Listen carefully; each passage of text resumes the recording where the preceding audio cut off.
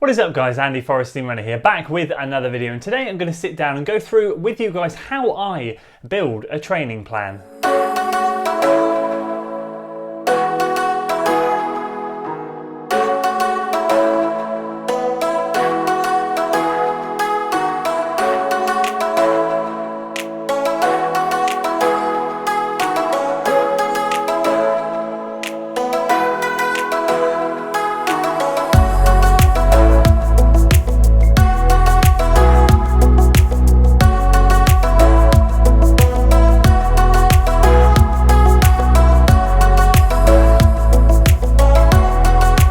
Welcome back to another video, and today I'm excited to sit down and dive into the process that goes in, well, for me, to putting together a training plan, whether it's just for a small block or if it's for a long, big marathon training block, whatever it might be. I'll go through with you the points that I use when I sit down and formulate a plan, and how I work out the workouts that I'm going to do and everything in between. I'm excited to share that with you. I'm going to try not to go into too much detail on each little point, but I want to skim the surface on everything. If there's anything in this video that pops up that you would like to know more information on, just let me know in the comments below, and I can either do another separate video if it gets enough votes, or I can end up touching on it in a training series video later on down the line. So with that said, if you're excited for today's video guys, make sure you give it a like, share it with your friends, subscribe to the channel for weekly running content, and we'll kickstart with the first part of building a plan.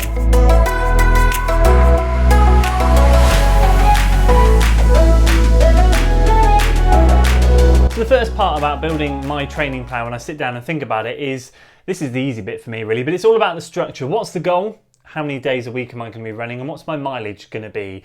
So the second and third point there are nice and easy, because I'm a creature of habit. I've got into a good routine at the moment where I'm able to run 5 days a week. You guys probably know that if you follow me on Strava. They tend to be Monday, Tuesday, Wednesday rest day, Thursday, Friday, Saturday, Sunday rest day, and it just works. I've got a good family life balance at the moment with work as well. If I try to squeeze in more runs, which at some point in the future I would love to, I'd love to be able to increase the volume, it just right now wouldn't work. So as it stands, that's my current structure, and that means that I tend to run between 50 to 60 miles a week. So those two are pretty much nailed on, and that's good because I know where I stand with that sort of thing, and already I know where I can push and where I can hold in terms of some of the days where I can maybe increase the mileage a bit, increase the warm-ups and cool-downs, that sort of thing. And then the goal, what's my goal? What's my target? So am I targeting a marathon? Am I just targeting a small block? Like right now, I'm doing a speed block, hence why I thought I'd do this video, because I thought I could sit down and go through with you what has kind of, or how I formulated this speed block. What's my goal at the end of this? Well, to be perfectly honest with you, right now I don't have a specific end date. I know that I've allowed myself 8 to 12 weeks worth of training here. I'll either set myself up a time trial, or I'll finish it at a certain point, maybe at the New at 9, which is a short, sharp race, just shy of 10k. We'll see. So I know where my goal roughly is, but I'm going to allow myself a little bit of breathing room if I want to continue, but I have a rough end date. So instantly, with those three things in mind, I know the structure of how I'm going to be building this plan.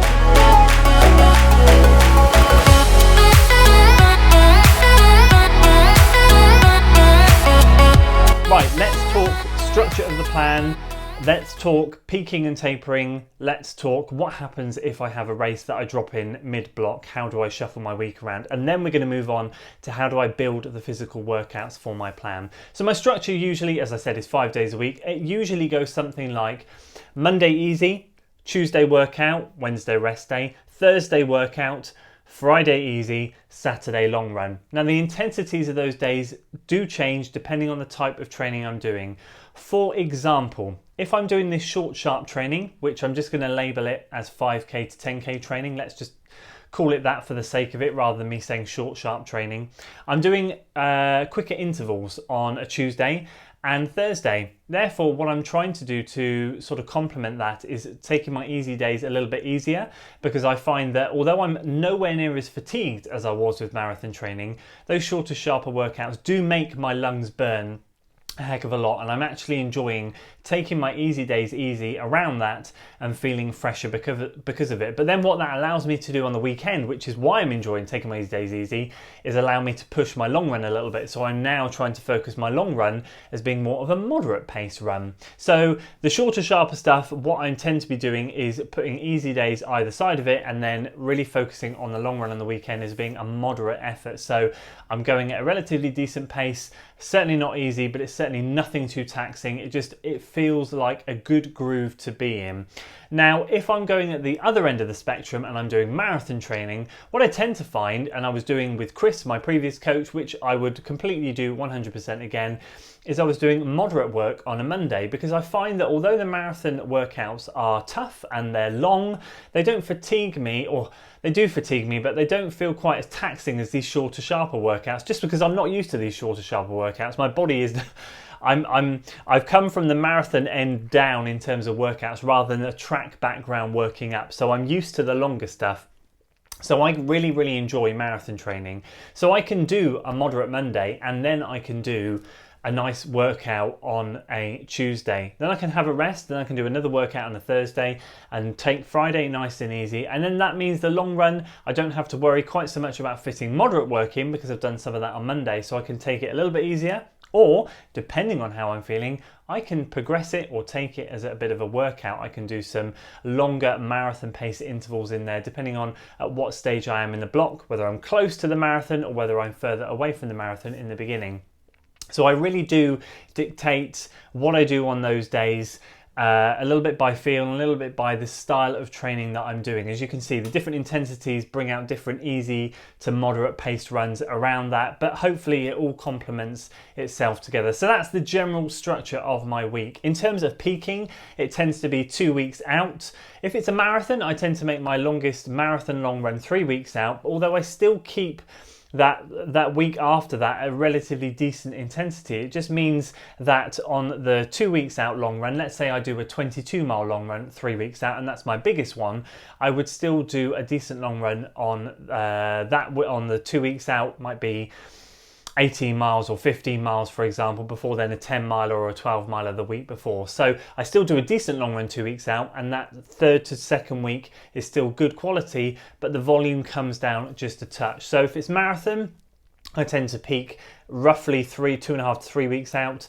If it's anything else, it tends to be 2 weeks out. And the golden rule of thumb for me that I always do is the last hard workout 10 days before the race, which always tends to, or is it 11 days? I can't remember. It's always on the Thursday before the race the following Sunday. So that's 10 days. It's 10 days out, isn't it? I've always found that's a great sweet spot for me. Doing something hard on that Thursday and then 10 days, that's perfect. It doesn't fatigue me too much, but I feel like I'm still able to work hard leading up to the marathon, and then at that point I start to ease off the intensity. So that's how I peak and that's how I taper. And then in terms of midweek blocks, races mid-block, depending on how I'm feeling, and I'm still not sure what I'm going to do this week because I have a race this weekend, a half marathon.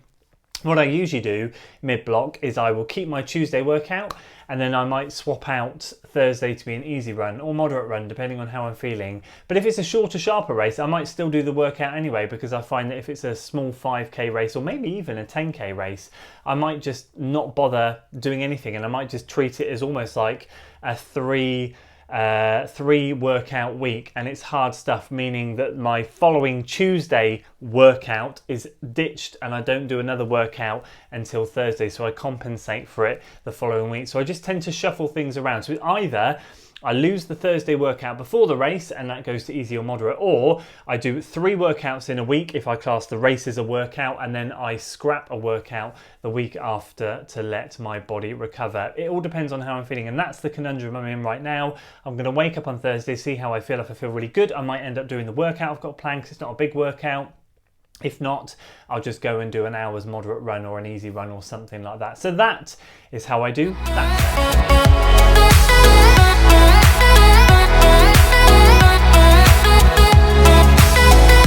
So let's dive into how do I structure my workouts? How do I build the workouts from week 1 to week 12 to week 16, 20, whatever, however long the block is how do I put it all together? So the first thing I say is, what am I training for? Is it a 5K? Is it a marathon? Or is it somewhere in between? In which case that dictates what my Tuesday and Thursday intervals are going to, workouts are going to be. If it's more 5K, 10K stuff, then I'm going to be looking on a Tuesday and a Thursday to be doing something like VO2 max intervals, like track style intervals like I am, and then maybe some threshold work or tempo work on the Thursday. Am I doing marathon training? But then I'm going to be looking more around to do maybe some 10K specific stuff in the very beginning of marathon training, just to work a little bit on that top end speed. But the Thursday is going to be more sort of tempo, fading towards the end of the marathon training block, the final 8 to 10 weeks, where I'm going to be dialing in and getting a lot more specific and maybe doing some either half marathon style intervals, and then on the Thursday 100% working around that marathon goal pace, trying to dial in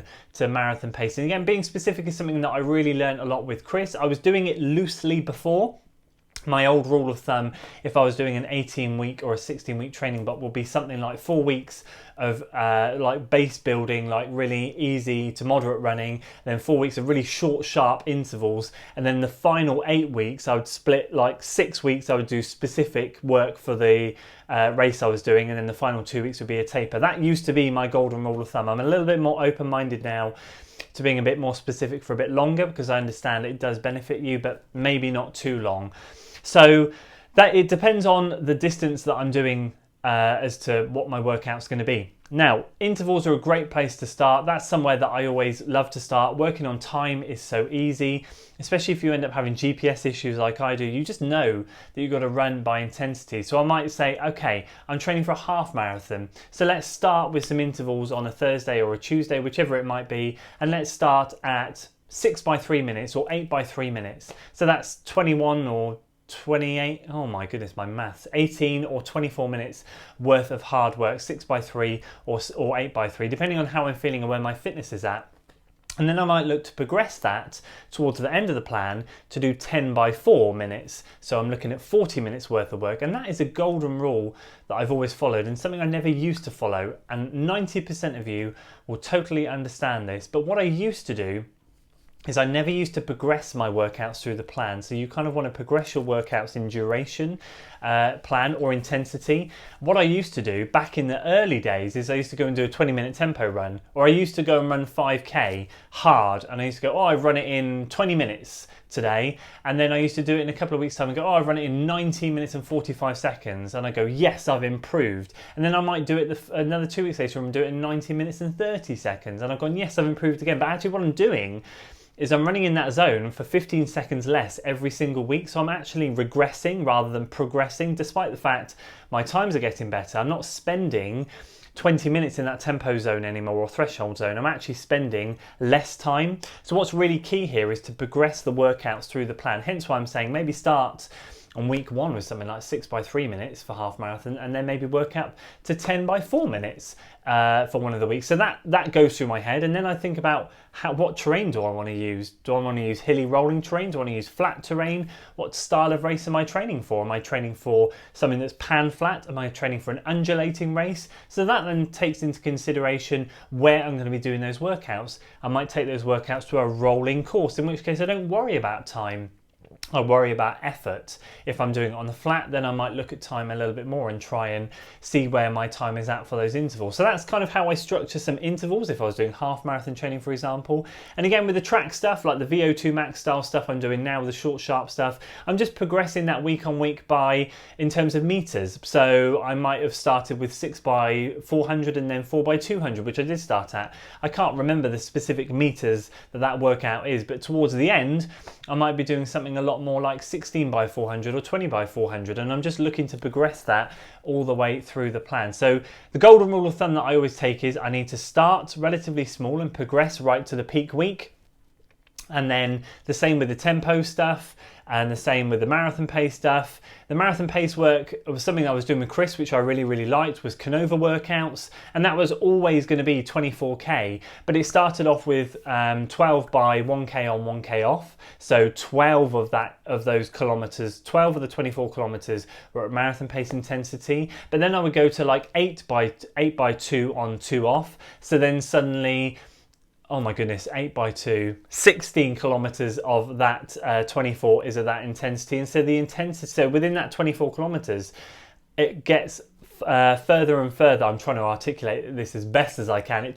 You spend more time in that marathon pace zone than you did in week one, and you're going all the way up to something like 3 by 7k, where 21k of that 24k is spent in that marathon pace zone with only 3k on. So can you see the whole golden rule throughout a plan is progression, whether it's length of intervals, whether it's the duration of the intensity. I'm always looking to increase that as I go. So I hope that makes sense, and I hope I've kind of got that across correctly. And I think the final point to add onto this video is that plans are just to give you a little bit of structure. There are, or you should take them with a pinch of salt, and you should be flexible with them. Like I said in the beginning, if I'm meant to be doing moderate run but want to do easy, then I do. If I feel like I'm feeling a little bit too fatigued for a race on the weekend, then I will drop a workout on a Thursday and do a moderate or an easy run instead. Or if I'm feeling good, then I'll do 3 workouts in a week, including the race. You know, these plans are flexible and are there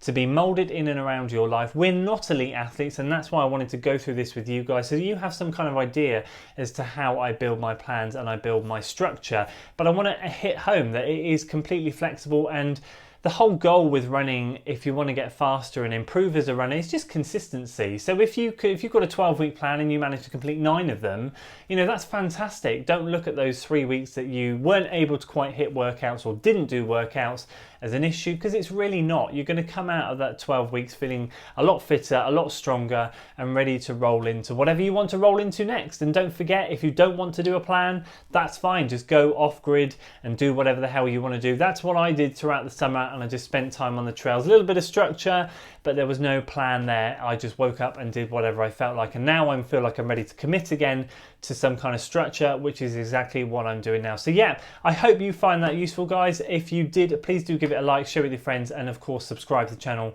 for weekly running content. And if you have any questions, make sure you drop them in the comments below. I know I skimmed through a lot of that. I know the video is getting quite long, but I know I didn't go into too much detail on a lot of those points. So if you want more info, drop it below and I'll do my best to answer those questions. Until next time.